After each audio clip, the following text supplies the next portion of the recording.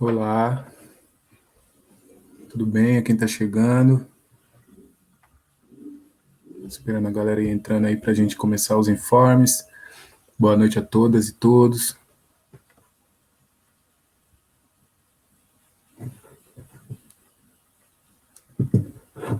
Tô tentando arrumar aqui nossa infraestrutura para poder ver todo mundo, saber quem está chegando. Boa noite aí todo mundo. Gabi tá aí, salve, Priscila, Daniela.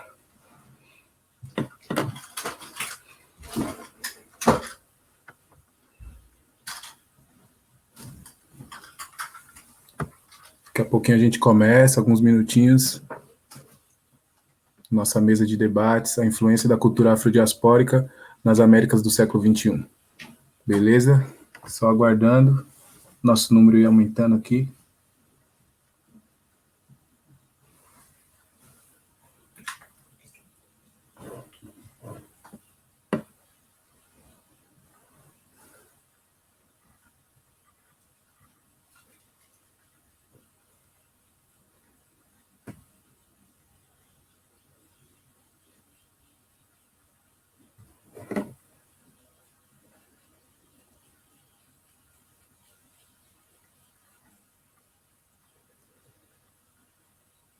Boa noite aí, todo mundo que está chegando.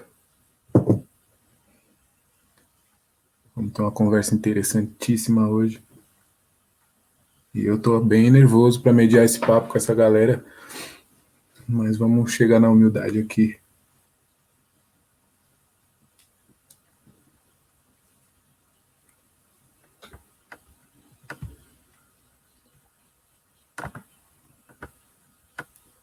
Bom,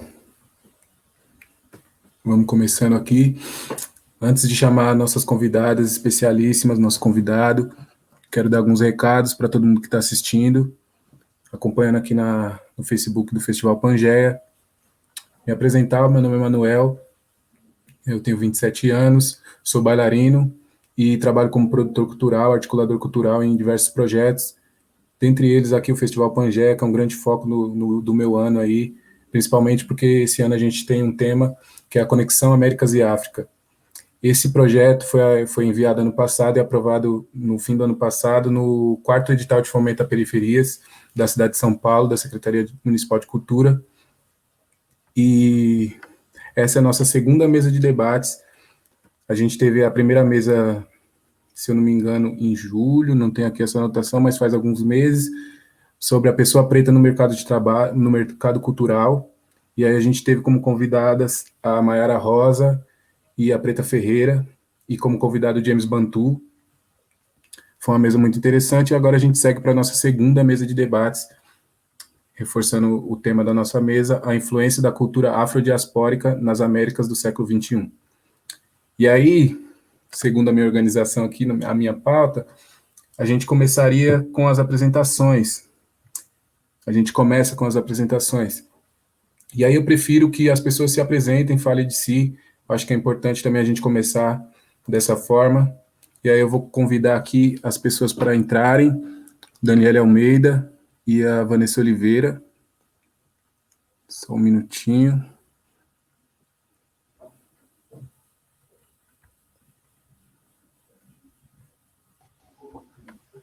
Opa! Bem-vindas. Daniela Almeida, Vanessa Oliveira. Boa noite. Boa noite, boa noite. Vamos começar nosso papo aqui, nossa conversa, nossa segunda mesa de debates do Festival Pangeia. E aí eu vou convidar vocês a se apresentarem, falar brevemente quem são vocês, por onde vocês passaram, por onde vocês passam ainda, enfim. Vamos começar pela Vanessa, pode ser? Pode ser. Boa noite a todas, todos e todas que estão por aí ouvindo a gente. Eu sou Vanessa Oliveira, sou jornalista, hoje sou professora de comunicação na Universidade Presbiteriana Mackenzie, estudo Cuba há mais de 10 anos, política e economia cubana, e é isso, sou ativista, militante, faço um montão de coisas aí, vai dar tempo da gente ir falando conforme o tempo passa aí, tá bom? Obrigada pelo convite ao festival, ao Manu.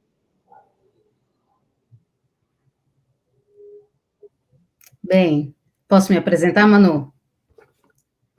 Eu sou Daniele Almeida, eu sou cientista da educação, antes disso eu sou artivista, eu tenho a minha primeira formação em música, em canto, então eu gosto de me autodenominar como artivista, porque toda arte que eu faço tem um cunho político, e eu tenho trabalhado com esse componente de América Latina já há quase 20 anos, primeiro com a entrada da música, né, porque a minha pesquisa é repertório e biografias de cantoras negras na América Latina, e depois já muito mais para uma parte das ciências sociais, da área mais do campo político.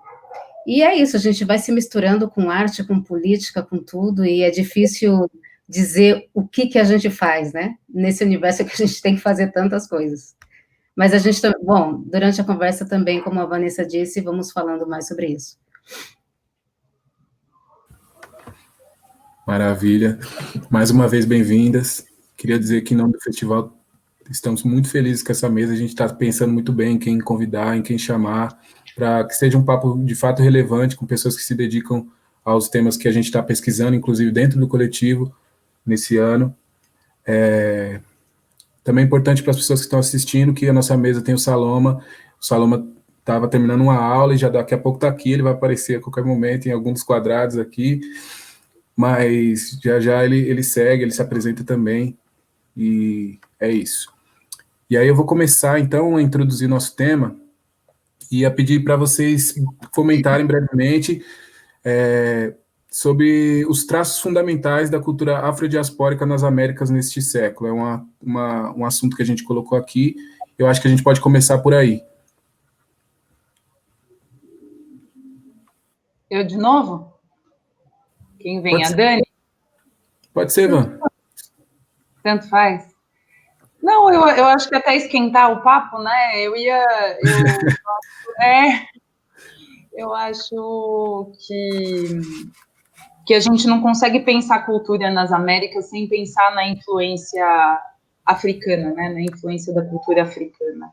E porque ela está no idioma, está na comida, está nas crenças, está na maneira como os povos se constituíram, tanto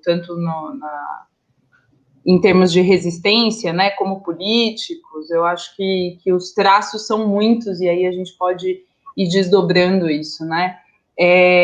Mas eu acho que a gente pode falar que os traços fundamentais estão naquilo que resistiu à criminalização e à tentativa de apagamento, né? E aí eu colocaria dois deles aí, que são a religião e as manifestações culturais, como para ser breve, assim. Maravilha. Já está esquentando, pelo menos na minha cabeça aqui. Daniela, quer acrescentar? Sim, eu não poderia começar a falar, né, antes de fazer o que eu sempre faço, que é primeiro pedir a bênção a Bara, que é o grande dinamizador do mundo da palavra. Eu não começo nada sem isso.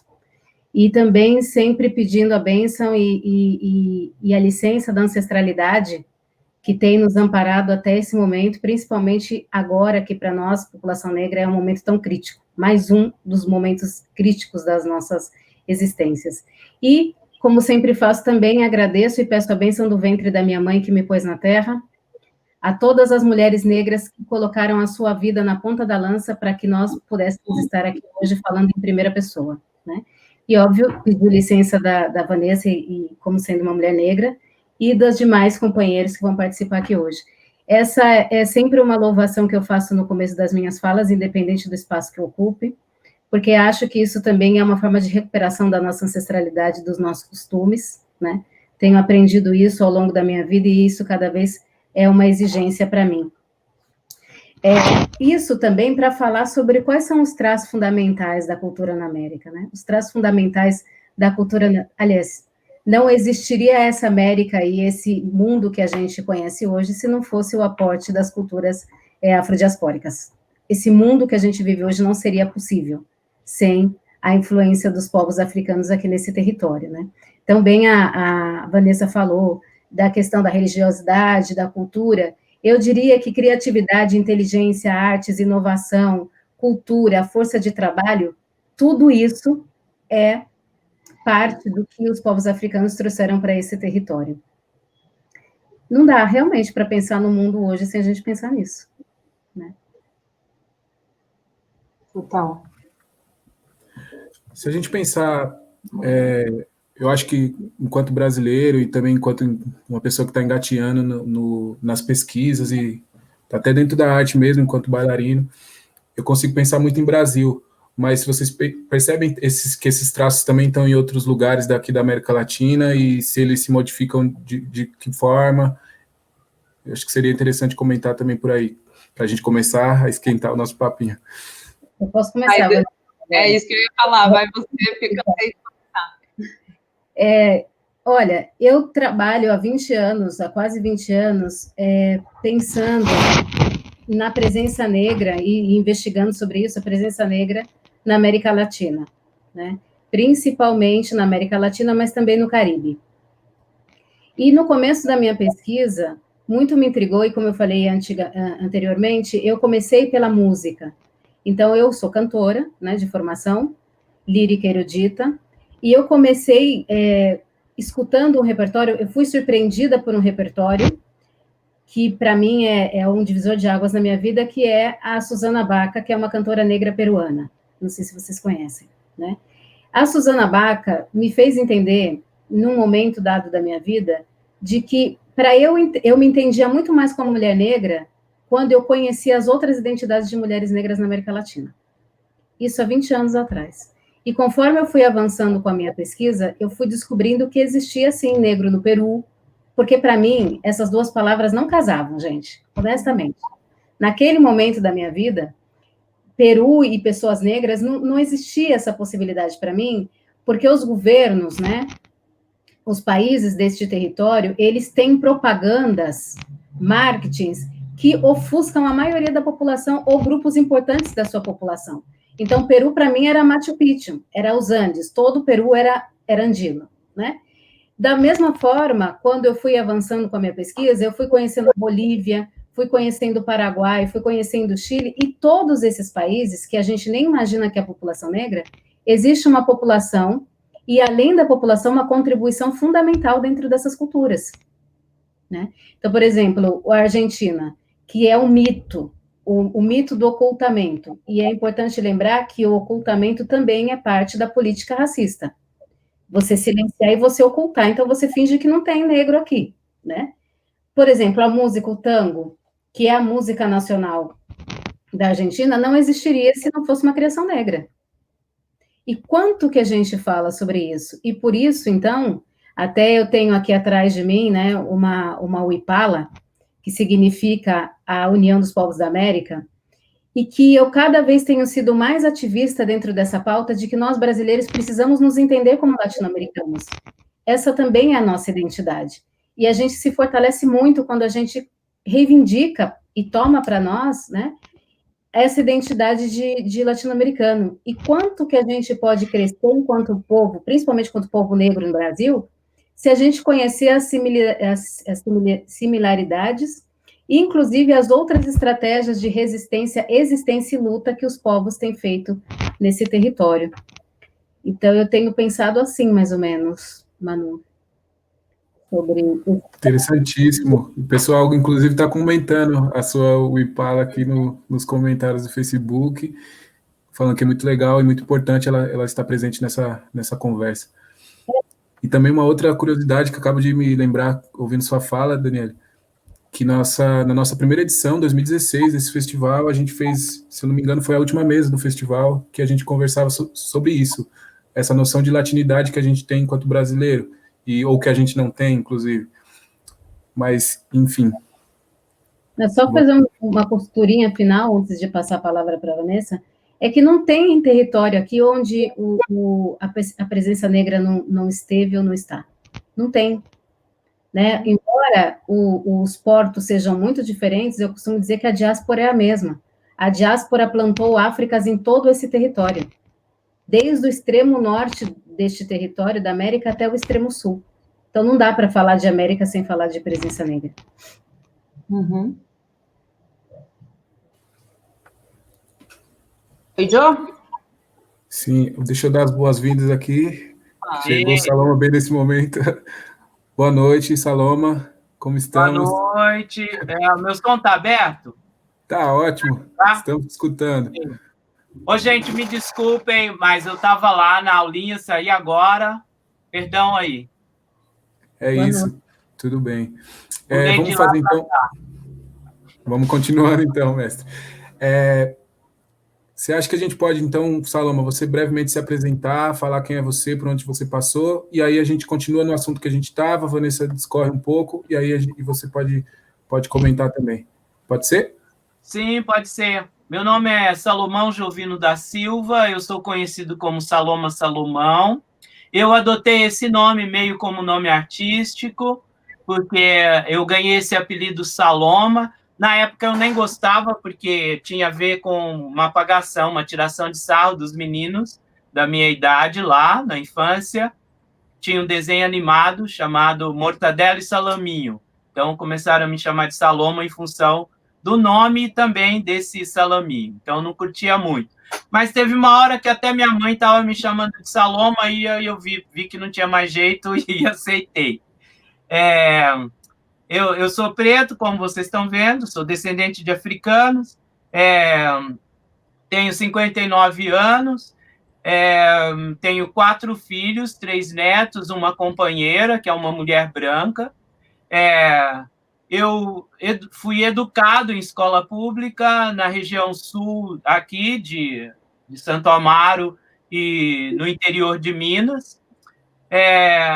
Eu sou músico, tenho uma atividade musical, assim, gosto de criar música, de fazer música, veicular música. Tenho uma atividade também com os jovens artistas do teatro. Atualmente faço parte do elenco do Gota d'Água Preta, que é dirigida pelo Gé Oliveira. Faço um personagem bem bacana lá, que eu curto muito fazer. E sou professor público. Durante 15 anos dei aula na rede pública, 20 anos. 23. E fiquei mais 15 anos numa faculdade pública da Prefeitura de Santo André, de onde eu saí em 2008 para ir para esses projetos de arte. Tá bom? Tá ótimo. Moro no extremo sudoeste, em Tapicirica da Serra, que é o fundão do Valo Velho e as beiradas do Embu das Artes. Maravilha. Aí. Prazer ter você aqui, Saloma. Muito obrigado. Prazer, Vanessa. Prazer, Daniela. Prazerzão, Saloma. Maravilha, o time está completo agora. Só para contextualizar o Saloma, a gente está falando dos traços fundamentais da cultura afrodiaspórica. Primeiro a gente falou um pouco mais no Brasil, e aí eu perguntei sobre esses traços, como eles se dão nas Américas no geral, em outros países e outras localidades. Aí a Vanessa vai falar um pouquinho, aí se você quiser já entrar nesse tema também, a gente segue nessa ordem. Tá bom. Saloma, prazerzão. Prazer. A gente está aqui já aquecidas, né, Daniele? Gostei muito da fala que a Daniele trouxe, né? Ela estava comentando sobre como na América Latina a gente passou muito tempo sem saber das comunidades negras que habitavam o continente, assim, né? Como a gente está desconectado. E eu acho muito legal a gente pensar nessa desconexão brasileira, não só da latinidade, como dessa negritude latina, né? E se a gente passou por um processo tão semelhante, né, que foi esse processo colonial, esse desterro, né, assim, esse desenraizamento, a gente entender como isso se dá é fundamental para a resistência internacional, né? Assim, é fundamental para a construção dessa identidade, não só por uma satisfação de saber de onde a gente veio, que a gente tem outros parceiros no continente, mas para pensar ferramentas e tecnologias de resistência, né, que para além da nossa atualidade, como isso se deu em outros momentos, né? E você comentou, Dani, do tango, né, na Argentina. Tem um documentário muito bom, quem está assistindo a gente, eu sugiro, o Tango Negro, que conta justamente essa história das raízes negras do tango, né, que hoje é assim, visto como uma manifestação cultural absolutamente branca, né, sei lá, quase italiana, né, como toda a imagem que a gente tem do Sul, né, da América do Sul, é essa coisa super europeia, né? A Suíça da América Latina. Eu tenho uma amiga venezuelana que mora em Buenos Aires e ela fala: "Ai, Catita, aqui estamos na Suíça de Latinoamérica". E eu acho maravilhoso, assim, é muito isso, né? A arquitetura, a maneira como as pessoas se comportam e tal. E eu lembro a minha primeira experiência com essa sensação assim de, nossa, de onde são essas pessoas? O que está acontecendo? Foi justamente em Buenos Aires. Eu tinha uns 20 e poucos anos e fiquei num hostel, estava sozinha, viajando sozinha, fiquei num hostel com latino-americanos de todas as cores e de todos os países, e teve uma noite que a gente fez uma festa, todo mundo junto, e eu não sabia cantar nenhuma daquelas músicas, e eu não tinha lido nenhum daqueles livros. E eu falei, gente, mas não é possível, a história dessas pessoas é parecida, assim, tinha um menino da Colômbia, tinha um boliviano, tinha outro venezuelano, e uma argentina, uruguaia, e a gente conversando, e uma desconexão, assim, eles até conhecem as nossas músicas, mas em versões em espanhol, né, então tava lá o Alexandre Pires bombando, né, mas tudo em espanhol. E em Cuba acontece esse mesmo movimento, né? Roberto Carlos, todo mundo canta Roberto Carlos, né? Mas as letras são diferentes. E se conectando com essa latinidade, porque a questão da negritude latina veio ainda depois, foi fundamental para conseguir perceber como o Brasil é ensimesmado, né? Assim, muito grande territorialmente. A questão da língua é fundamental para entender isso, né? O fato de que só a gente fala português no continente, o quanto a gente foi se afastando do resto, sempre, né, com a nossa elite voltada para o norte, né, tanto para os Estados Unidos quanto para a Europa, e com muita dificuldade de dar uma viradinha assim e olhar um pouco para trás e ver como os nossos irmãos estavam fazendo política, estavam fazendo arte, né? Então, para falar um pouco, a gente tem o Caribe venezuelano, a gente tem toda a manifestação cultural cubana, né, para estender um pouco para além da América Latina, mas para a região das ilhas ali, a importância que tem a Jamaica, a importância que tem o Haiti, né, inclusive como a primeira revolução, né, do nosso continente, a primeira independência do nosso continente. Então, aos poucos, assim, né, com tudo o que nos foi negado, uma das coisas é o autoconhecimento, né, como povo, como identidade. Então, aos poucos na vida aí, eu fui conhecendo essas manifestações culturais e foi muito importante para mim para entender o meu lugar no mundo, o lugar da minha comunidade no mundo, né? E acho que é isso, acho que eu me entendi demais, né? Ótimo. Não, tá tranquilo. Tranquilidade. Saloma, se você quiser acrescentar algo sobre isso. Tá no mudo, Saloma. Tá no mudo. Acho que está mutado o microfone. Ao nível da experiência, eu não tenho. Talvez, se há alguma experiência, seja do contato de pessoas ou do Caribe, pessoas negras, caribenhas ou jamaicanos e gente mesmo do norte da América do Sul, do Suriname, que eu conheci ao longo da vida, haitianos enfim, cubanos, mas não tenho como experiência. Tenho mais como uma leitura teórica sobre, enfim, formas de revolta, rebeldia, revolução, e na época mais passada, tal. E de música, né, contemporânea, isso sim. Então, desde Mercedes Sosa até coisa mais recente, sei lá, de cultura negra da Venezuela, do Peru, enfim. Mas é muito um olhar também de curiosidade. Agora, eu não entendo que nós estamos de costa. Eu acho que tem uma barreira, que é uma barreira de consumo cultural e uma imposição, talvez, de uma centralidade econômica e também de empresas de entretenimento e cultura, cuja sede é os Estados Unidos. Então, mas também tem algo que você falou que eu acho que é uma elite nortocêntrica, podemos dizer assim, né?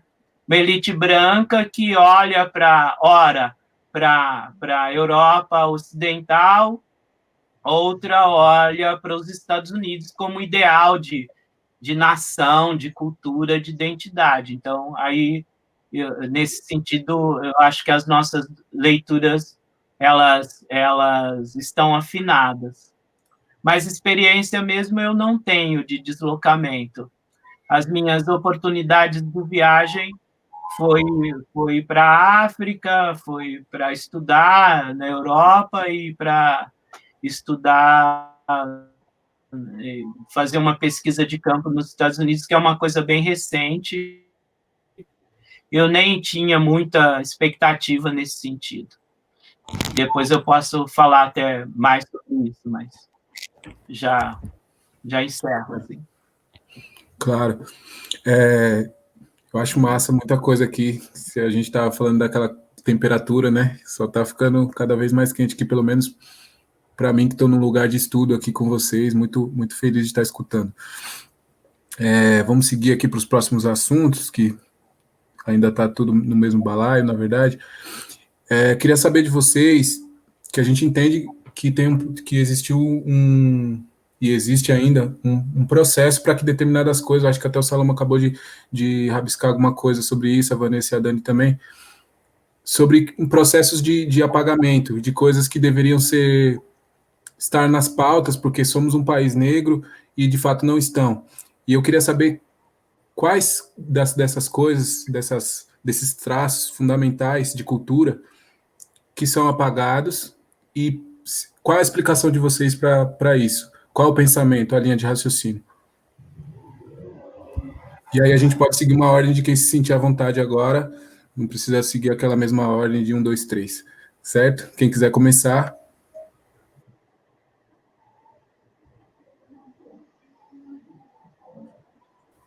Posso falar?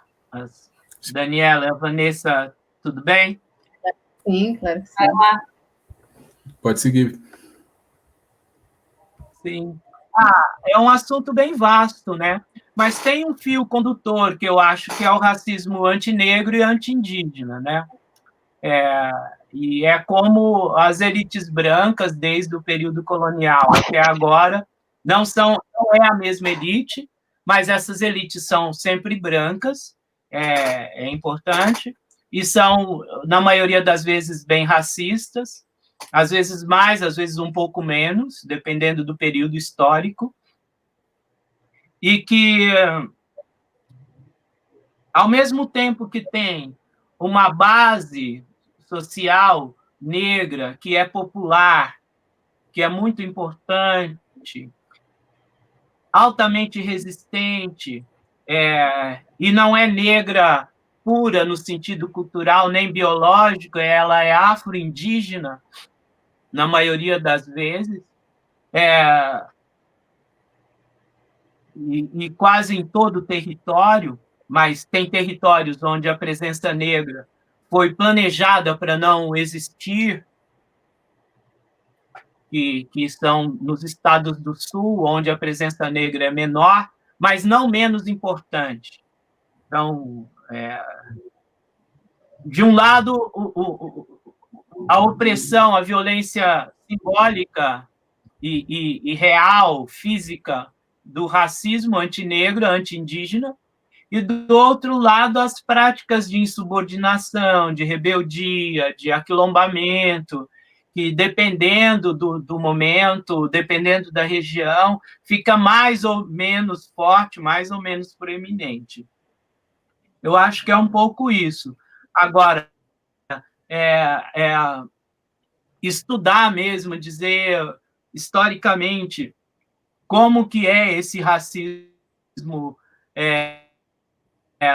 como esse racismo opera, ou como ele tem operado, quais são as suas dinâmicas ao longo do século, aí já precisa de um pouco mais de tempo para falar, e aí eu passo a bola. Sim, mas eu acho que já é um ponto para a gente continuar nesse papo. Eu acho que cada um pode pôr uma linha de raciocínio aqui. Eu quero escutar vocês duas, Vanessa também, Daniele. Posso, Dani? Sim, claro. Eu vou colocar uma questão, a questão cubana, que eu acho que é interessante para a gente visualizar assim uma política totalmente diferente da que a gente vive, né, da que a gente viveu nos últimos anos. Enquanto a Revolução Cubana estava acontecendo, a gente estava em plena ditadura militar, né, assim, muita diferença nesse sentido ideológico prático, mais uma diferença subjetiva, aliás, uma semelhança subjetiva muito grande, que é a relação com o racismo, né? E eu lembro que quando eu comecei, eu estudo Cuba desde 2007, e quando eu comecei eu tinha muito uma ideia romântica, assim mesmo, né, dos processos e principalmente de pensar o que é a cultura, a força que tem, né, a força que tem a santeria, a força que tem a música cubana, ela é definitiva na produção musical do planeta, né? Assim, tanto a música cubana quanto a música jamaicana, inclusive, né? Elas são músicas que vão ditar aí processos mais tarde em que o jazz vai se inspirar, né? Que vai fazer com que as diásporas se conversem, né? A Daniele pode falar com certeza muito melhor disso do que eu, que é a área dela. A música não é muito minha área, mas tem inclusive um filme, na verdade saiu primeiro um clipe e era para ser um documentário que infelizmente não teve dinheiro de financiamento, não sei se vocês já ouviram falar dele, que é o Havana Meets Kingston, e é justamente a união entre músicos mais velhos, cubanos e jamaicanos, para mostrar onde essa cultura se encontra. E é, assim, uma coisa lindíssima. Eles fizeram financiamento coletivo, se não me engano, para sair o documentário, para mostrar como foi o processo de gravação. E aí é impressionante a gente ver, né, que, assim, é uma cultura negra, assim, no talo, né, e consumida no planeta inteiro, e que não tem financiamento suficiente, né, encanta todo mundo e não tem financiamento suficiente para contar a própria história, né. Eu acho que isso fala muito enfim, sobre o mundo que a gente vive, sobre como o racismo estrutural opera, como ele atinge as questões econômicas, etc.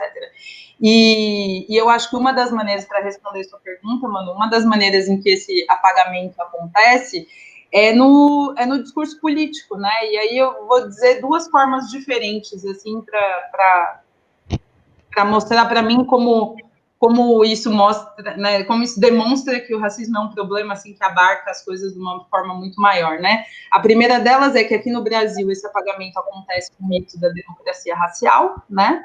Então, na verdade, a gente se mistura porque, nossa, que povo maravilhoso, que não vê diferença, que não vê cor, e a gente só se diverte e é feliz, e, enfim, né, como se fosse assim a nossa história de miscigenação, né, ela é bem mais triste do que isso. E em Cuba, ela, obviamente, ela vai acontecer de maneiras diferentes, de maneiras muito semelhantes, né, de maneiras coloniais até 59, e a partir de 59 você tem uma decisão política que baseado no discurso do José Martí, né, que é o líder da independência de Cuba, que falava do cubano, da construção do cubano, da identidade cubana como uma identidade que não via também cor, que unia a força dos índios mambizes com a força do africano escravizado e com a colonização. O Fidel Castro, quando chega no poder, vai dizer que o racismo acabou porque nós somos todos cubanos e não existe espaço para o racismo em Cuba. E aí esse é um ponto em que se proíbe, de certa forma, a discussão racial dentro da Revolução Cubana, né? A ideia seria que todas as pessoas teriam uma oportunidade Então, no discurso político, isso acontece dessa forma, né? Todo mundo vai ter oportunidade, aqui não existem negros e brancos, é um discurso super bonito, que a gente adoraria que fosse verdade, mas aí, com o tempo, a gente vai percebendo que práticas racistas se perpetuaram nessa sociedade, justamente porque a gente não falou sobre o assunto, né? A ideia de que quando a gente para de falar isso desaparece não é verdade, né? Não é verdade com a fome, não é verdade com o racismo, não é verdade com uma série de você para de falar que você tá com fome, menino, que vai passar, não é assim, né? O copo de água costuma funcionar um pouquinho melhor. Alguma coisa a gente precisa fazer para encher esse vazio, para resolver esse problema, né? Então, só trazendo duas perspectivas diferentes, porque eu acho que a cubana é uma que gera muito romance na nossa cabeça, e eu acho que entender o quanto o racismo não se resolveu ali, hoje tem, né, nos últimos 10 anos aí, tem grupos que têm discutido isso com um pouco mais de espaço, com um pouco mais de eficácia, não que esses grupos não estivessem discutindo antes, isso acontecia, mas de uma maneira um pouco diferente, a gente pode falar mais para frente sobre isso, acho que é isso. Se você puder colocar no chat o nome do filme, eu agradeço. Vou coloco agora. Aproveitando também o que a Vanessa falou, eu queria trazer mais para uma dimensão da América Latina, mais do que do Brasil. Acho que o Saloma foi incrível na fala dele, que sintetiza a nossa experiência aqui no Brasil, né? E eu queria fazer uma relação com a América Latina, porque o fato é que o que nos une, o nosso passado histórico, ele é comum a todos os países desse território, né? O colonialismo é um divisor de águas na história mundial, é o início da modernidade, é o início do racismo, né? Então, essas minúcias, elas vão se dando de formas diferentes, de acordo com a sociedade onde ela está, mas, por outro lado, ela tem perfis muito, muito característicos, né? Eu gosto muito quando o Saloma fala da questão do racismo antinegro e anti-indígena, e queria retomar uma dimensão, ou colocar aqui uma dimensão, que é a construção do outro, né, que vem dessa origem colonial e do racismo. Então, você precisa construir um outro que é fetichizado, que é objetificado, que é animalizado, que é subhumano. E, para além de construir esse outro, que é, na América Latina, o indígena e depois o negro, é também construir uma narrativa de demonização da cultura do outro, que é super importante, de inferiorização dessa cultura, mas também de rivalidade entre as duas culturas que são subalternizadas. Porque na América Latina existe uma disputa e uma rivalidade construída politicamente entre negros e indígenas. Isso é político, não é que as pessoas não se gostem entre si. Tem uma origem colonial, narrativas que foram construídas, né, dentro da lógica que a gente hoje vê tanto falar, e que me incomoda um pouco até essa palavra, essa fake news, né?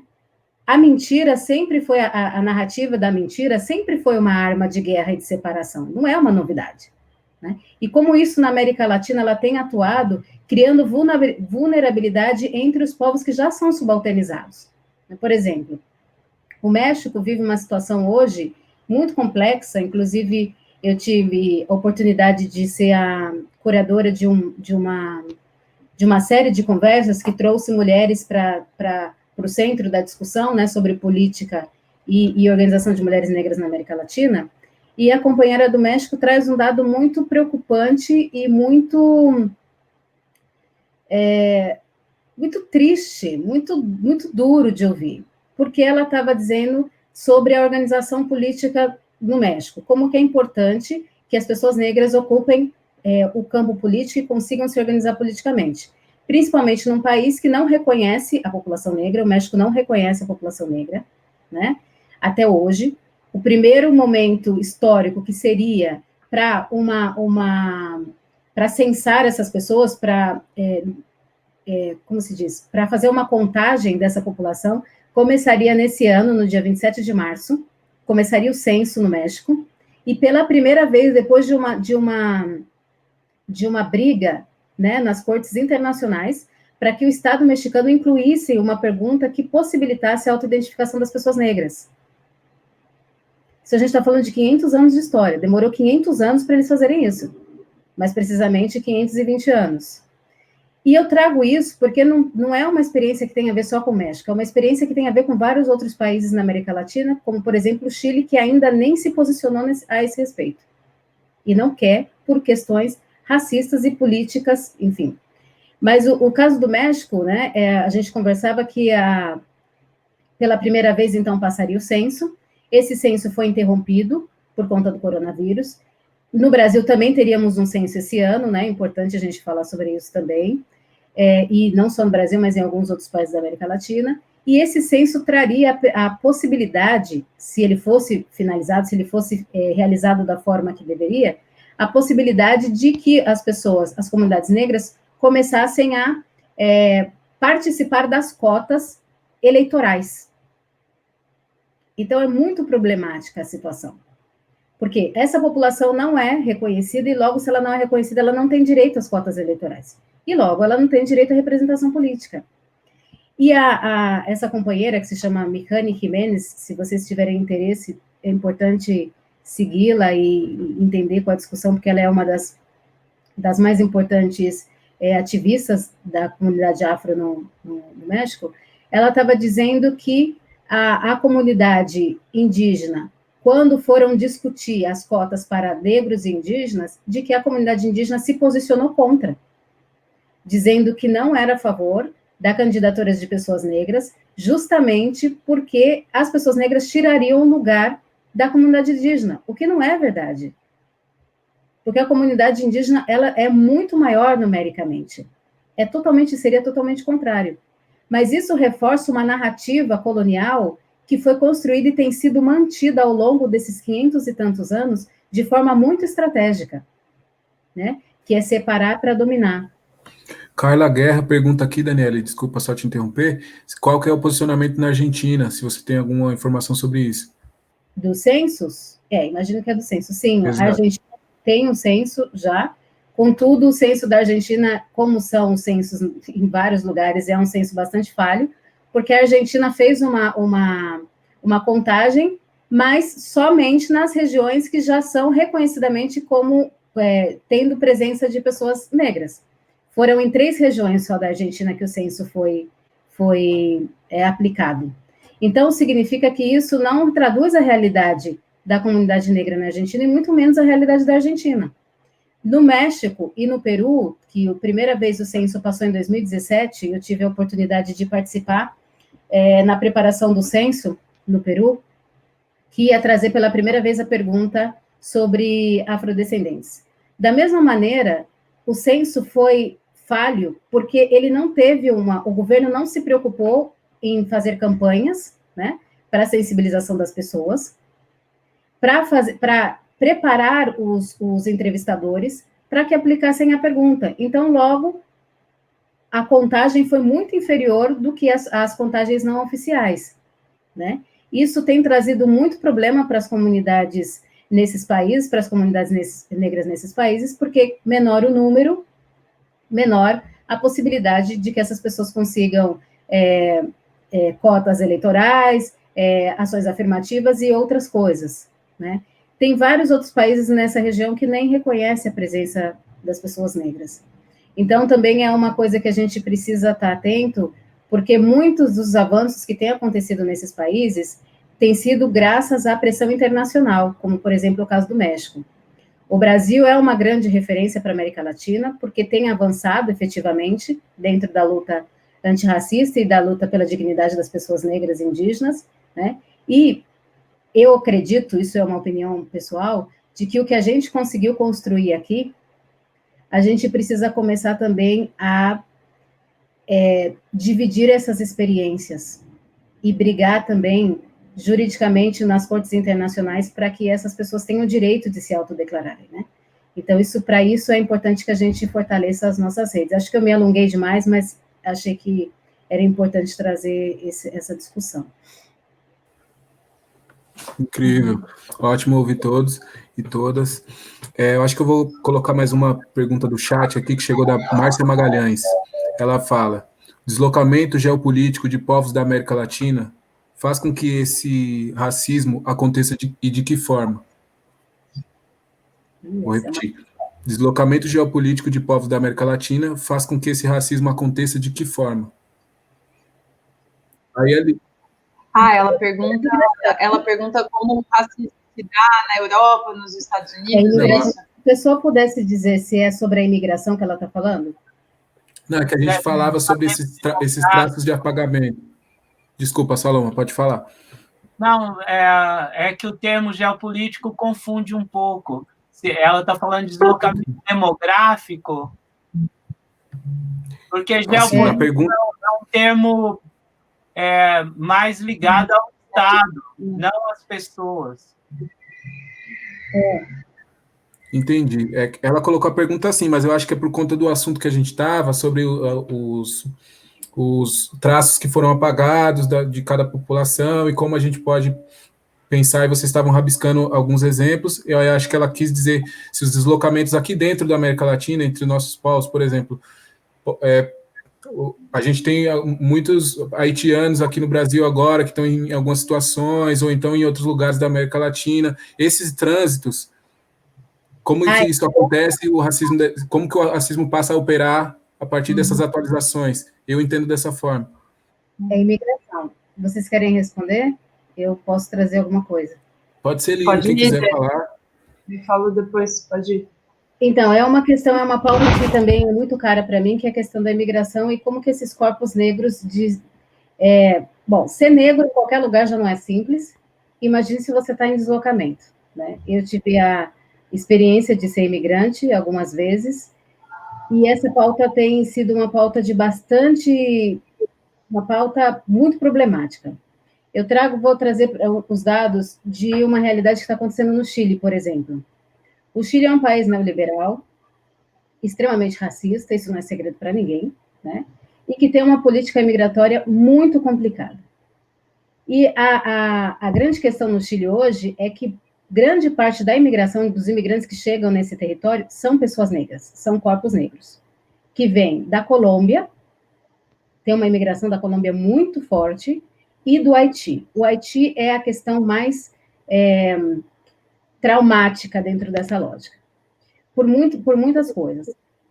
Pela questão da língua, então essas pessoas chegam no novo território, têm uma dificuldade de procurar por uma legalização legalização não, mas pela documentação da sua condição naquele lugar, né, porque nenhuma pessoa é ilegal, a pessoa está indocumentada, né, nesses países.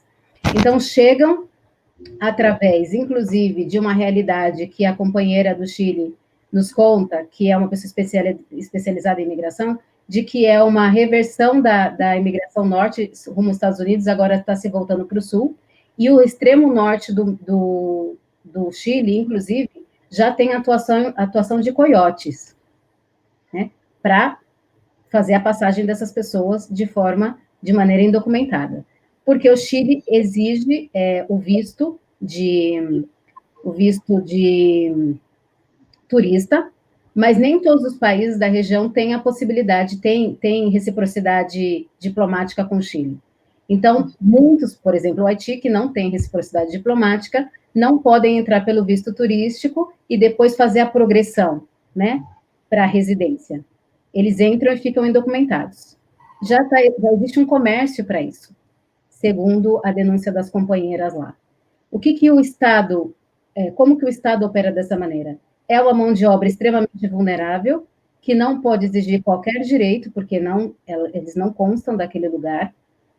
Por outro lado, essas pessoas vivem todas as violências possíveis que a gente pode imaginar, principalmente nesse tempo de coronavírus.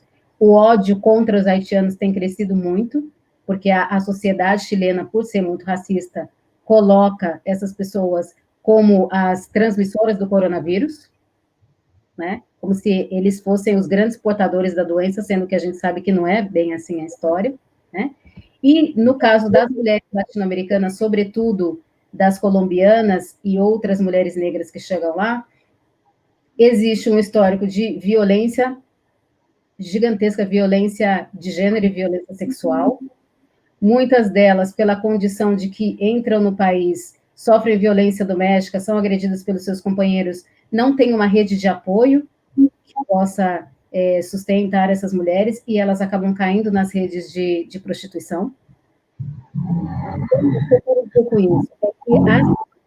O racismo, ele vai se imbricando em formas muito mais violentas, ele já é por si só violento, mas ele vai se imbricando a outras questões problemáticas quando este corpo negro sai do seu território original e vai viver uma experiência num outro lugar, porque ele já é estrangeiro. Além de ser negro, além de ser mulher, no caso, já é um corpo estrangeiro naquele território. E por ser estrangeiro também, muitas vezes, ou na maior parte das vezes, por ser negro, sofre da xenofobia, né? É estrangeiro e ainda é negro. As pessoas não querem isso lá. Então, a imigração de corpos negros neste território, vou falar só da América Latina, que é onde eu conheço mais, tem sido cada vez mais discutido, mais problemático, e as companheiras que atuam nessa área, companheiras e companheiros e companheiros, têm também reivindicado visibilidade internacional, porque muitas vezes são perseguidos justamente por denunciar esse tipo de situação, né? Então, quem é que reclama pelos corpos racializados? Se uma pessoa branca sofre violência nesses territórios enquanto turista ou enquanto imigrante, tem toda uma rede de apoio e de denúncia. Mas quem é que se preocupa com esse corpo negro? Quantos corpos negros desaparecem num estado imigratório e ninguém sabe? Né? Quantas pessoas que vão procurar uma vida melhor em outros territórios são exterminadas e a família não sabe nem onde procurar, muitas vezes. Então, a situação da imigração negra nesse território também é isso. Ótimo. Ótima fala, Daniela. Obrigado. Acho que respondeu bem, é porque a Márcia já falou aqui nos comentários, que foi um ótimo panorama. Alguém mais vai acrescentar nessa pergunta do Facebook que veio aqui? A da Daniela respondeu lindamente. Maravilha, então. Queria falar com vocês sobre, obviamente, a gente foi atrás de todas e todos vocês aqui para essa mesa por conta da confluência e como vocês dedicam seriamente o trabalho de vocês, como a gente fala no hip hop, o rolê de vocês, de certa forma, a esse tema. E eu queria que vocês falassem um pouco dos trabalhos de vocês mesmo. O que vocês estão fazendo, quais trabalhos que vocês têm, óbvio que são muitos, né? E aí eu acho que vocês podem selecionar o que vocês acham interessante de compartilhar com o pessoal que está assistindo. E também, já acrescentar, né, para a gente ir otimizando as coisas, se vocês recomendam projetos dentro dessas Américas todas, eu sei que a Vanessa já recomendou inclusive documentário, mas também um projeto específico que conecta os músicos de 2 países, pode ser no campo da cultura, no campo social, mas quais projetos vocês acham que são bastante afirmativos, que de fato são sérios e que vale a galera procurar, seguir, curtir e pesquisar, estudar? Acho que são 2 coisas, aí vocês administram com as falas de vocês. Pode ser Vanessa ou Saloma começar. Eu queria pedir para a Daniele, se ela puder colocar aí nos comentários o nome exato dessa ativista que ela indicou para... Claro, eu vou colocar e também vou colocar dessas coletivas pró-direito da imigração, também fortalecer essas redes seria importante.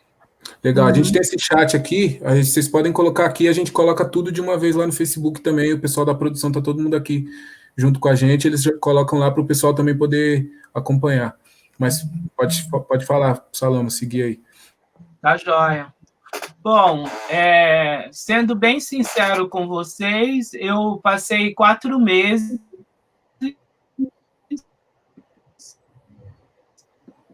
sem renda, e não sou um homem jovem, já tenho 60 anos, e esse estado de depressão, ele teve a ver com essa condição minha, pessoal, mas também com a condição do país, a condição política, o desgoverno e todas as atrapalhadas, as coisas terríveis que o Paulo Guedes e o Coiso foram fazendo ao longo do tempo, né? Não estão fazendo desde a pandemia, já estavam fazendo antes, mas colocou a gente numa situação pior do que poderia ser, né?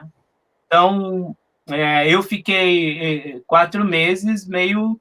No primeiro momento, eu fiz bastante trabalho em casa, assim, trabalho mesmo de arrumar as coisas e tal, consertar os equipamentos, mas uma hora esgotou e começou a me dar um sentimento de que haveria uma morte lenta e terrível em várias dimensões, física inclusive. Estava achando que não tinha saída.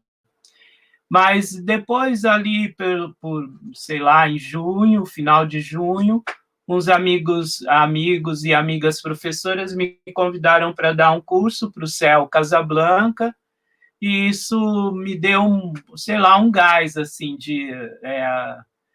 primeiro de ter uma renda, né? Porque 4 meses sem renda, eu estava vivendo de trabalho intermitente, então eu estava na peça Gota d'Água, estava em outro trabalho de teatro e pegando formações assim de grupos de artistas, mas geralmente remunerado. Então, somente quando apareceu esse trabalho aí, meio organizado por amigos que são professores, solidários com a minha situação, me convidaram, aí organizei um curso, e aí me incentivaram a colocar esse curso na internet, mas eu nunca tinha dado curso à distância, online, eu não sabia qual era a ferramenta, como é que funcionava, e aí outros amigos que deram um tutorial, eu montei um curso e isso começou a chamar a gente, um pouco em função da trajetória, creio, e um pouco em função de ter muita gente em casa dispostos a fazer algum investimento para ter formação. E agora eu estou na 5ª turma desse mesmo curso, que é sobre África e diáspora e cultura afro-brasileira, e tenho assumido outras pautas com parceiros e parceiras, e sobre artes, e enfim, e está meio que indo, está gerando uma renda, está sendo uma alternativa de trabalho, e isso me deu uma espécie de força, de energia assim, interior para estudar, então estou estudando bastante, e essa é a minha condição atual. Mas, via de regra, eu trabalho com educação e com arte. É isso que eu faço a maior parte do tempo. Ou sou professor e pesquisador, nananã, ou estou produzindo música para teatro, música própria, música para dança, música para o cinema, para as produções alternativas aí dos amigos, ou quem tem PROAC, fomento, esse tipo de coisa. A outra questão, qual era mesmo? Perdão. Quais outros trabalhos que você conhece de parceiros ou de outros lugares que você acompanha, que você acha interessante reforçar para as pessoas poderem acompanhar, estudar também outros projetos que agem na contramão desse apagamento dos traços afrodiaspóricos? Eu não teria, assim, de cabeça, ou listagem, ou algo assim, mas, enfim, os coletivos de arte e cultura, seja no Brasil, ou mesmo na França, nos Estados Unidos, é por onde a gente circulou, porque é com pouco dinheiro, não é com altos financiamentos, então depende mesmo dessas redes, né? Tem um diretor branco no Alabama, em Birmingham, que nos acolheu, com um trabalho muito interessante com as comunidades negras lá, e depois eu posso passar aqui o endereço, enfim. Em Nova York também, quem fez a ponte lá foi o Edu Brechó, que é do Aláfia. Então, mas também era uma experiência que que eu particularmente não tinha. Fui entrando na rede desses amigos que têm efetivamente uma circulação maior do que a minha. Eu sou bem localizado, bem aqui no território brasileiro, um pouco na periferia. É bem raro sair, já fazia mais de 10 anos que eu não viajava. Importante. Vanessa, quer acrescentar algo?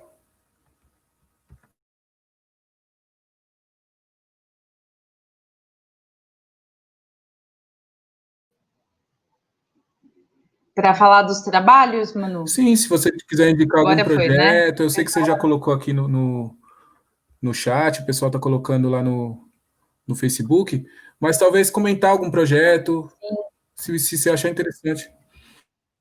Claro, claro. Ixi, tem um monte de coisa aí que a gente não para. No começo... são leituras, eu acho que essa especificamente que eu vou sugerir, eu acho que, na verdade, é mais uma leitura para a branquitude em geral, assim, porque eu acho que a gente lê bastante sobre as nossas dores, né, também, e tem uma hora que a gente precisa só se inspirar, ler outras coisas, né, porque o nosso cotidiano é bem, bem pesado, bem, bem difícil. Mas no começo do ano eu participei de uma curadoria de um livro da editora Elefante, junto com o Gabriel Rocha Gaspar. Na verdade, a editora fez uma chamada pública para um livro que chama de Bala em Prosa, Vozes Negras contra o Genocídio. Agora eu me confundi com o finalzinho a segunda parte do título, mas a primeira é de Bala em Prosa. Eu coloco aqui o link para vocês, é um livro gratuito, o PDF e o e-book dele estão disponíveis no site da editora.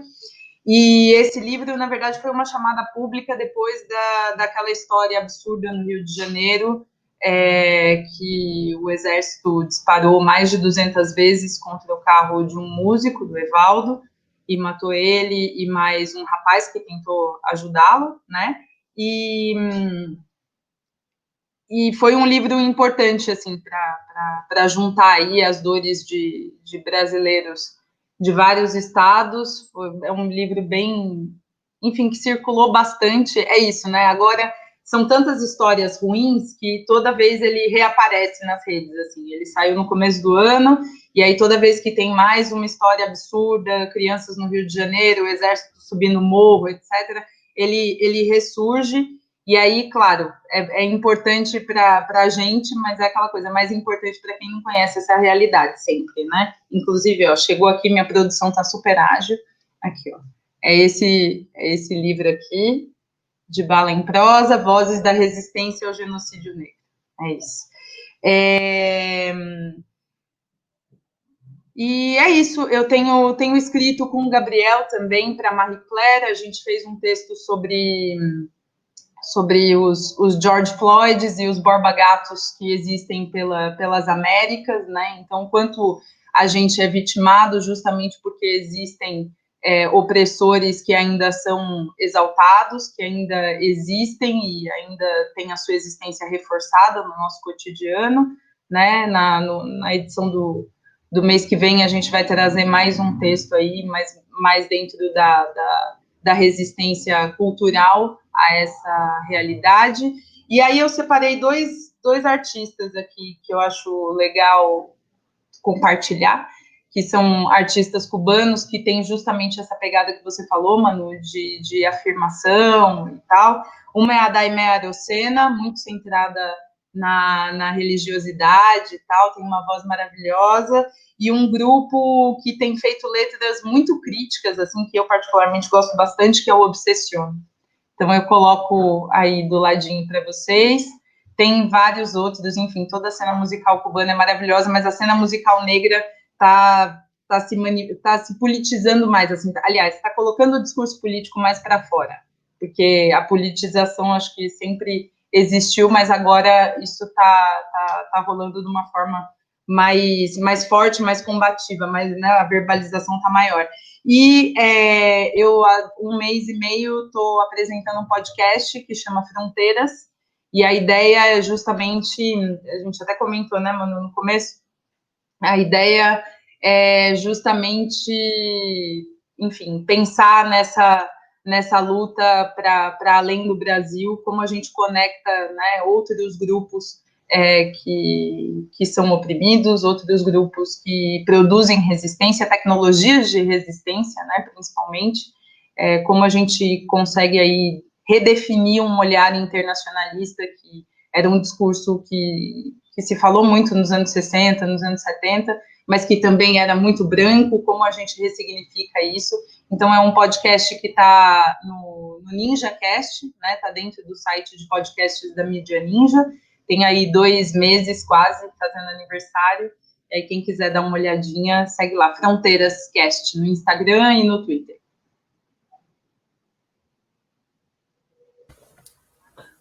Perfeito. Daniele, quer acrescentar algo? O áudio.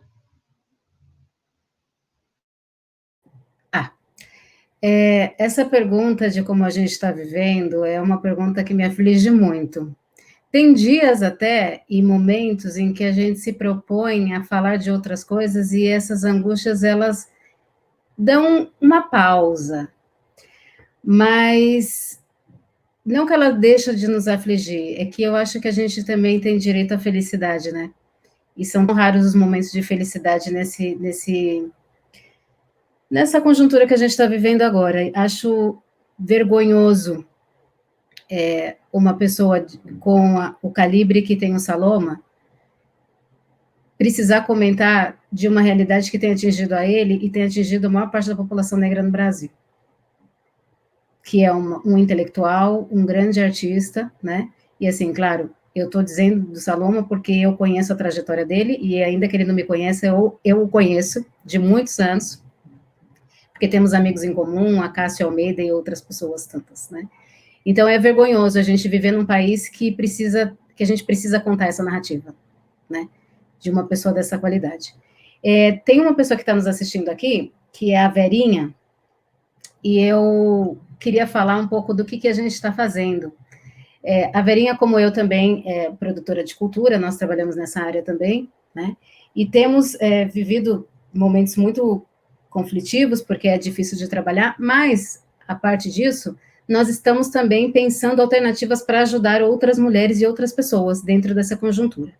Então, no começo de março, no começo da pandemia, no ponto mais crítico, eu imagino, porque era um momento em que a gente nem sabia como que a coisa ia se delinear, nós trabalhamos num fundo que se chamou Latinidades Pretas. Na verdade, não era um fundo, era uma convocatória, né, um edital, que convidou para que mulheres produtoras de cultura, mulheres negras produtoras de cultura, enviassem propostas e, em contrapartida, essa convocatória daria uma ajuda financeira para cada uma dessas mulheres, além de também poder veicular a produção dessas mulheres, que era em forma de vídeo nesse momento.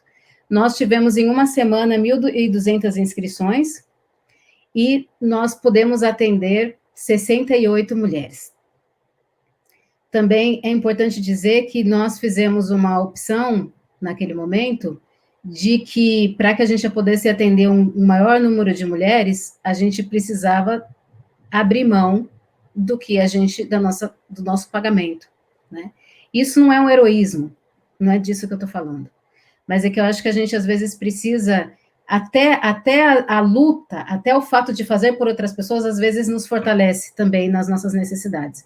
Foi um edital de muito choro, vou dizer para vocês. Essa convocatória talvez seja a mais difícil da minha vida e a da Verinha, porque as nossas vidas se misturava também com a narrativa das mulheres, né? Tem uma coisa que a gente precisa falar, que é a difusão e o direito à internet. Isso tem que ser um direito das pessoas, porque muitas das mulheres queriam fazer o seu trabalho, não conseguiam enviar o vídeo por conta de uma internet deficiente, né? Isso gerava muita angústia, muita aflição, e a gente já estava decidido que, enfim, se fosse o que fosse, que essas pessoas que foram selecionadas receberiam a sua ajuda financeira, que não dependeria do vídeo, mas foi muito difícil para a gente, né? Nos colocarmos na nossa condição de atravessar essa dificuldade para poder também ajudar as outras mulheres. Uma coisa importante de se dizer também é que se decidiu nessa convocatória que nós não atenderíamos só mulheres brasileiras, mas que essa convocatória se estenderia para a América Latina. Justamente por entender que nesses países as mulheres negras estão mais vulneráveis que no Brasil. Não é desconhecendo ou não reconhecendo a vulnerabilidade das mulheres negras aqui, não é isso. Mas nós percebemos que o acesso a determinadas ajudas, para a gente aqui, é manobrável. E para essas mulheres de outros territórios, não tem ajuda. Por exemplo, essa companheira mexicana acedeu a essa ajuda e nos disse que era uma grande coisa ela ter conseguido, porque os fundos internacionais não apoiam nenhuma iniciativa de pessoas negras no México. Então, esse recurso não chega, né?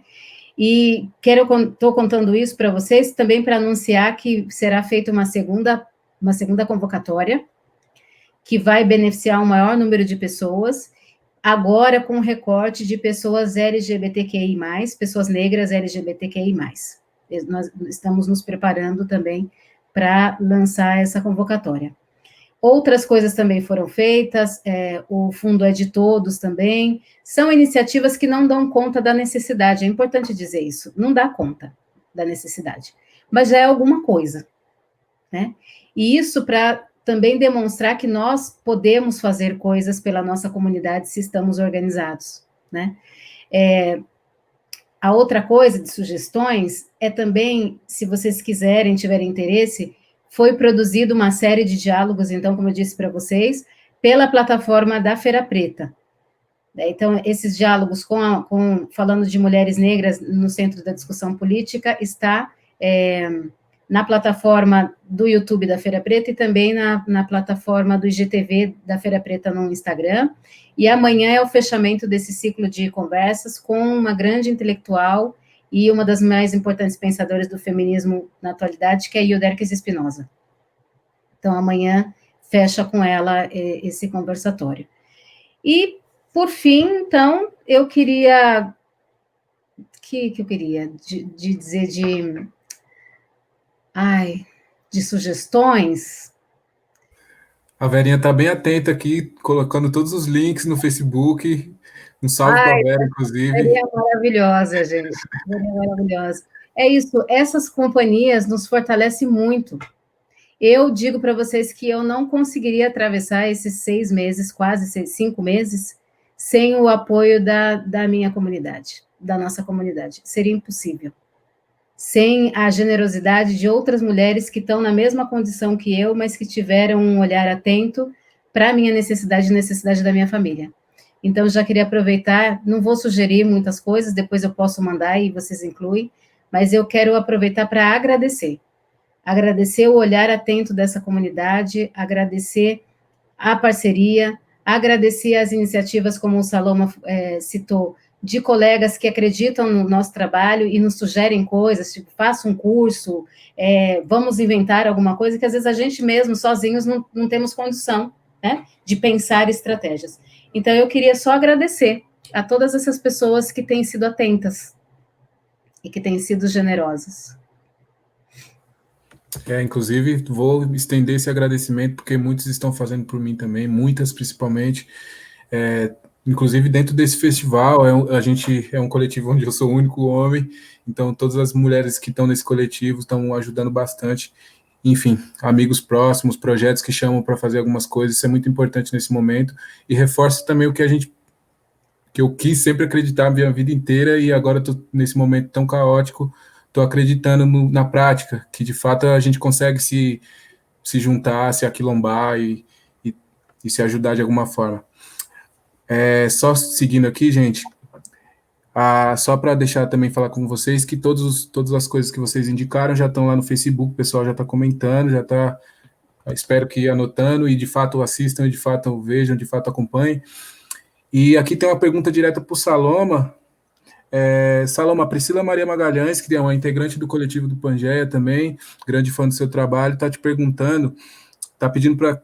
Gostaria de saber do Saloma sobre como ele vê a construção da cultura popular brasileira, principalmente no teatro, na dança, a partir da influência da diáspora negra. Se você puder fazer um comentário sobre isso, uma vez que você é um grande artista que atua em vários segmentos aí, seria importante ouvir. Bom, as políticas públicas de cultura que foram abertas ainda durante o governo Lula foram muito importantes no sentido de um certo saneamento de recursos para artistas e produtores culturais de várias regiões do país. Como não era projeto de lei, era uma política de governo, foi relativamente fácil para os governantes posteriores simplesmente retirarem os recursos e resolver esse problema de gente de esquerda fazendo festa.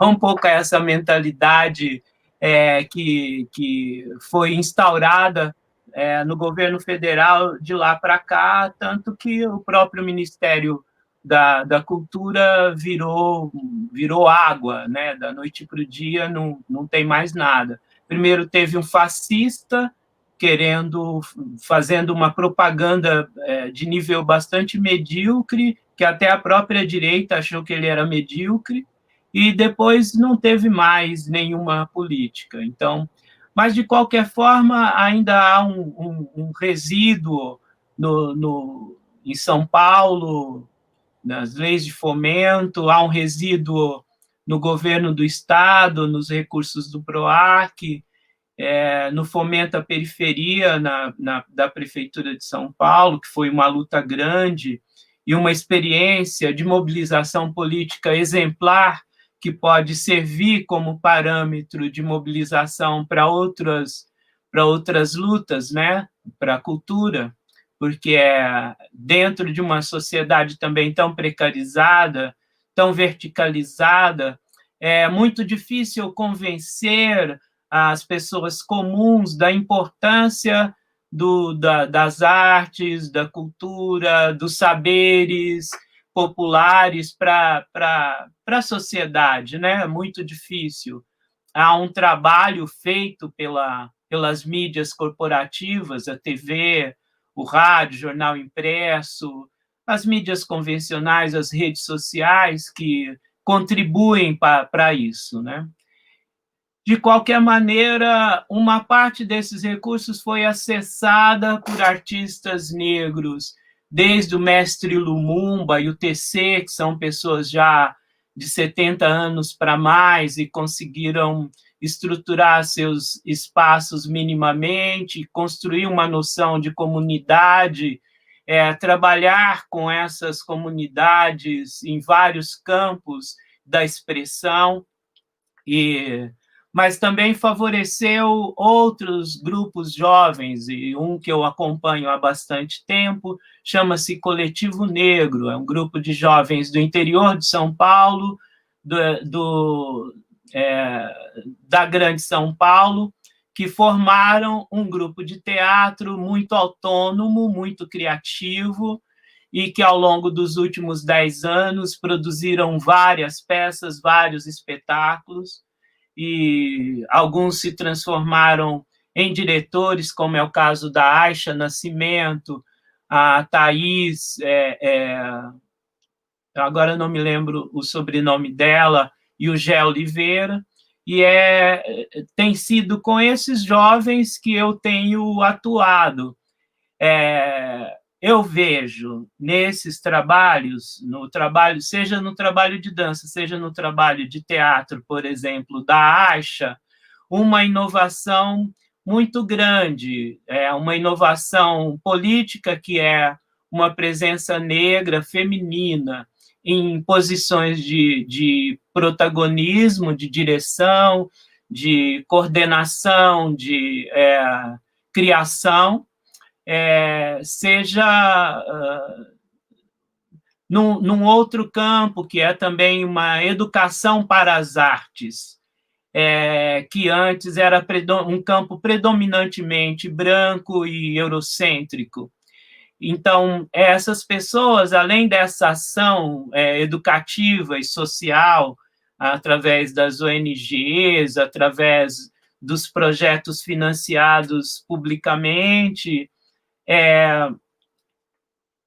trazem uma mudança grande de perspectiva em relação àquilo que nós carregamos historicamente, que podemos chamar de valores civilizatórios africanos, e esse conceito eu aprendi com Acácio Almeida, através do professor Fábio Leite, seja porque questionam o lugar das culturas negras na estrutura, seja do entretenimento, seja das políticas privadas e das políticas públicas de cultura.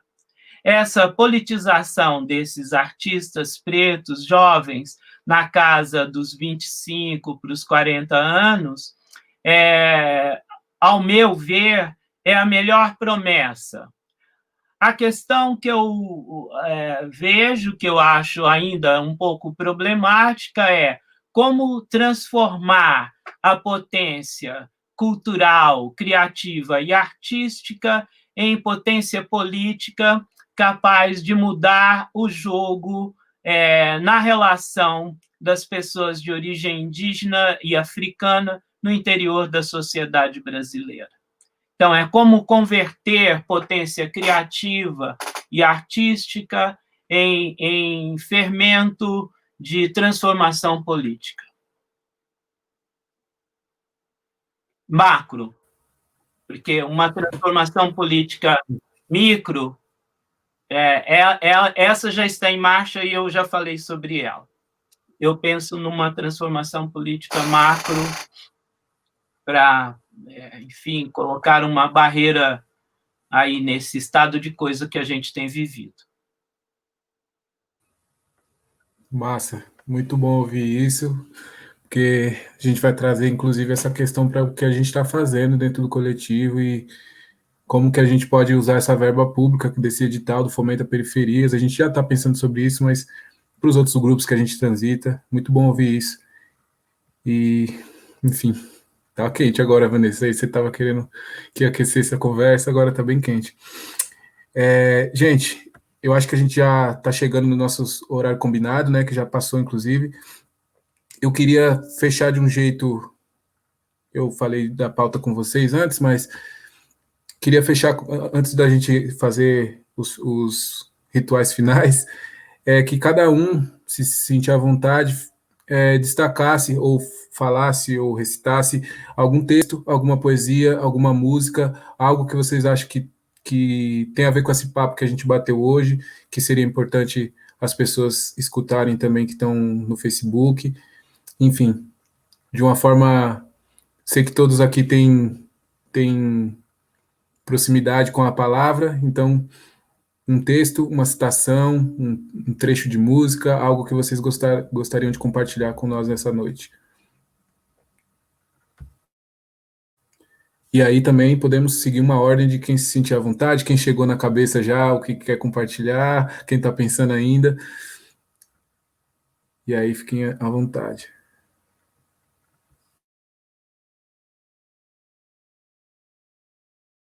Posso ser eu. Já falei Maravilha. demais, vou falar em breve. Mesmo que os racistas vençam, ninguém poderá me roubar as marcas dos meus dedos em suas costas. Sob a pele negra e branca há tanto erro. Sob a pele negra, sob a pele branca, sopra sempre um lampejo e um desejo de se dar. Mesmo que os racistas vençam, ninguém poderá me roubar as marcas dos meus dedos em suas costas.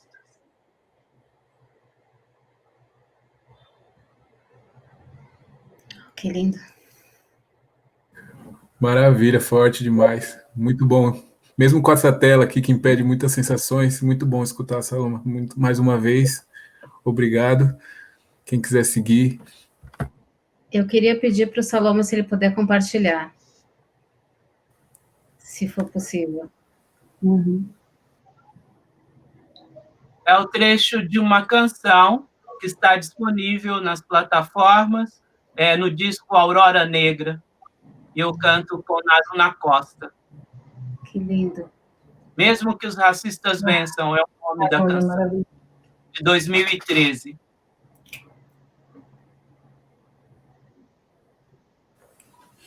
Anotado por todas nós e todos nós. Vamos acompanhar. Espero que todo mundo aí, fazer o apresentador, todo mundo aí no Facebook tenha anotado também, porque agora vai vir quem? Vanessa ou Daniele? Já prepara o lápis aí, a caneta. Eu posso, Daniele, porque eu tenho certeza que você deve vir com um texto, com uma poesia, e eu fiquei nervosa e não me veio nada na cabeça. E, na verdade, eu queria só comentar essa provocação que o Saloma fez, que eu acho muito maravilhosa, sobre como a gente vai converter essa criatividade e essa potência nas artes para a política, né? E eu tenho pensado demais nisso, assim, porque eu acho que esse é um momento, principalmente com as plataformas digitais e tal, esse é um momento em que está um pouco mais fácil do que já foi da gente ser visto e da gente produzir, e, né, com toda a complicação que os algoritmos trazem, né, você precisa se conectar com esse para você conseguir ser visto por aquele, mas para além disso, eu acho que é um momento em que a gente é mais visto, mas não é por nenhuma boa razão, né? Na verdade, a gente tem sido mais visto e mais consumido, porque o capitalismo se renova com uma grande rapidez, né? E ele é muito esperto em se reinventar para dar conta das demandas sociais, para dar a sensação para a gente de que as coisas estão mudando, né? E o que você, Saloma, trouxe, né, contando da sua situação, mostra que não importa o quão bom a gente seja, a gente está sempre ali no limite, a nossa situação é sempre passível de grandes mudanças, né, e de grandes instabilidades. Então, eu acho que isso tem a ver com o sistema que a gente vive, tem a ver com a economia que nos foi imposta, né, inclusive a economia que se fortaleceu, né, com o nosso sangue e suor. Então, eu acho que essa virada da arte para a política está justamente na compreensão de que a indústria cultural não é o que vai salvar a gente, porque a indústria cultural é deles, né, assim, essa produção e esse dinheiro todo que surge, na verdade, ele está estruturado num sistema que é o nosso fim, né, num sistema que quer a gente como alimento dessa engrenagem, né? E não como alguém que está pensando outras formas dessa engrenagem funcionar, né? E eu acho que o nosso desafio é justamente esse: como que a gente inverte isso e deixa de ser produto a ser consumido, né? Nessa lógica, porque é muito fácil, né? Com a urgência da vida, é muito fácil a gente acabar cedendo ou acabar iludido, né? Como comunidade, eu digo. Com essa abertura que a gente tem ganhado nos últimos anos. Tudo isso importa, tudo isso é fundamental, né? A representatividade é fundamental, mas a gente não pode esquecer que esse é o sistema que fez a gente passar pelo que a gente passou, né? Há muitos séculos aí, e aí está a nossa virada, né? Como trazer para a política isso, para mim, pessoalmente, é justamente entender que enquanto essa máquina de moer gente existir, nós vamos continuar sendo os corpos moídos por ela. Né? É isso. Massa.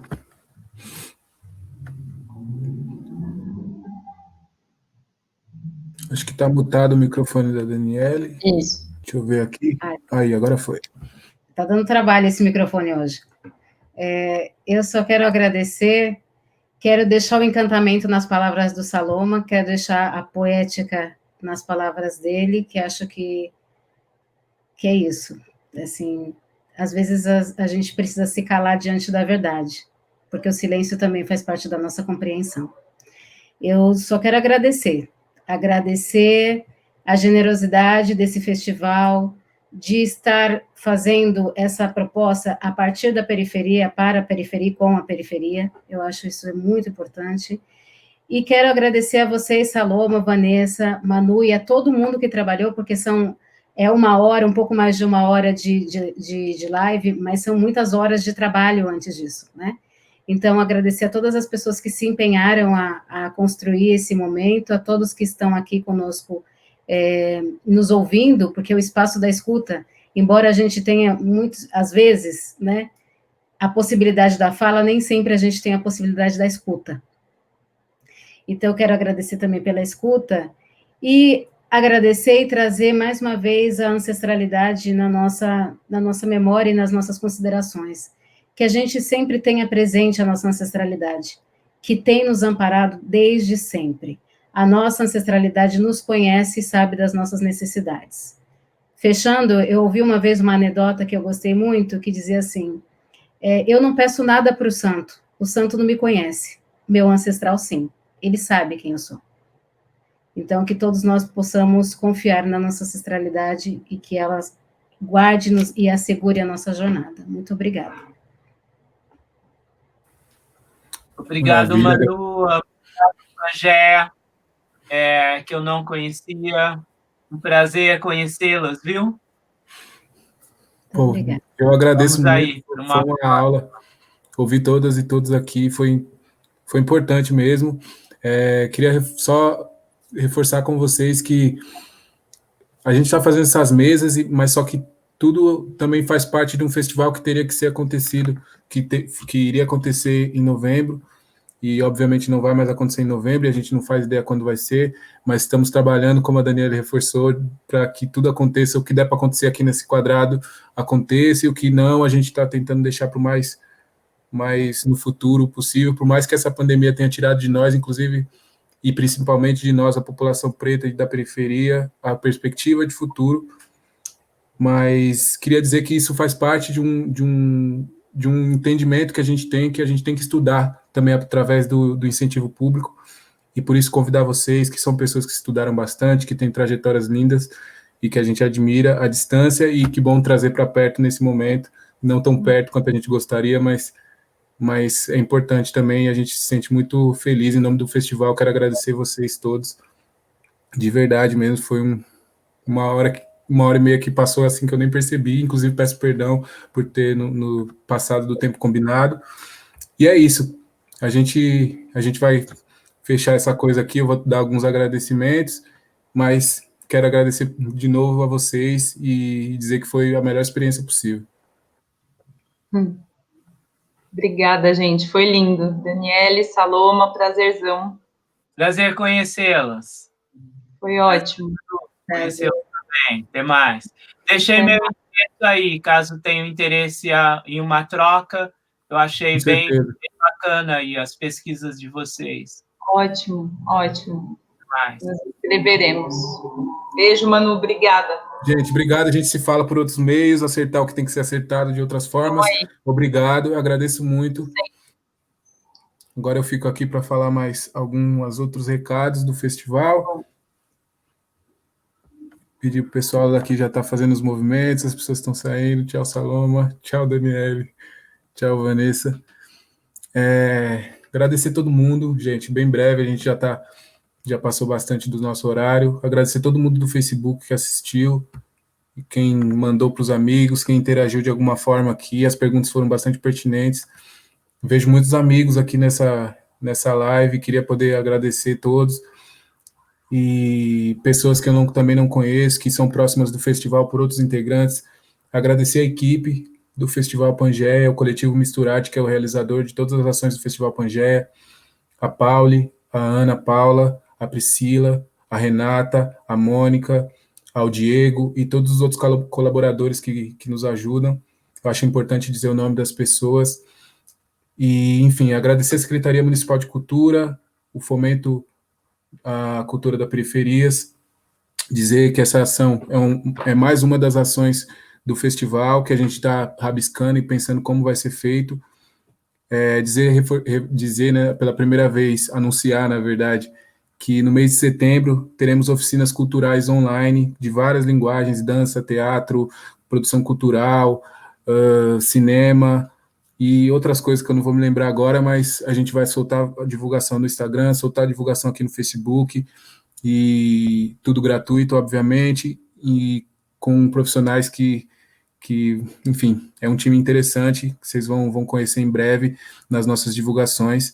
Dizer também que nas próximas semanas a gente vai abrir uma inscrição para um festival de curtas, que será a premiação e o